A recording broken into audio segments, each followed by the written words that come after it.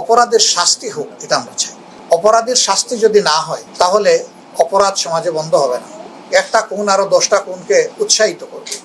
অঘটন ঘটিয়ে দেশে অস্থিরতা সৃষ্টির সুযোগ কাউকে দেয়া হবে না, বললেন জামায়াত আমির। প্রিয় দর্শক, অনুরোধ রইল ভিডিওটিতে একটি লাইক দিয়ে আমাদের ইউটিউব চ্যানেলটি সাবস্ক্রাইব করে দিবেন এবং ভিডিওটি সম্পর্কে আপনার মূল্যবান মতামত কমেন্টস করে জানাবেন।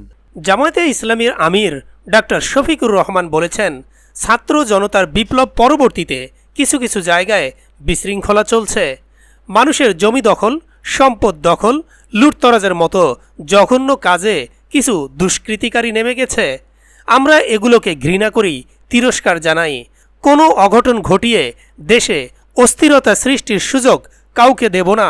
16ই আগস্ট শুক্রবার বিকেলে রাজধানীর পল্টনে ঢাকা মহানগর দক্ষিণ কার্যালয়ের কনফারেন্স রুমে এক মতবিনিময় সভায় তিনি এসব কথা বলেন।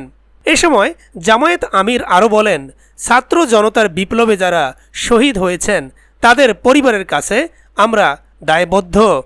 আমরা একটা পরিচ্ছন্ন সমাজ গড়ে তুলতে চাই। তিনি বলেন, দেশে শান্তি শৃঙ্খলা ফিরিয়ে আনা, সমাজ জীবনে স্বস্তি ফিরিয়ে আনা এবং অতীতে যেসব ভুল হয়েছে সেসব ভুল আর যেন দেশে পুনরাবৃত্তি না হয় সেসব বিষয়ে আমাদের সচেতন থাকতে হবে। সবার প্রাপ্য অধিকার এখানে নিশ্চিত করতে হবে। তিনি আরও বলেন, দেশকে সংখ্যাগুরু বা সংখ্যালঘুর ভিত্তিতে ভাগ করা যাবে না। জাতি, ধর্ম, বর্ণ নির্বিশেষে যে লোকটা এদেশে জন্মগ্রহণ করেছে তিনি দেশের গর্বিত নাগরিক। বাংলাদেশ আমাদের সবার।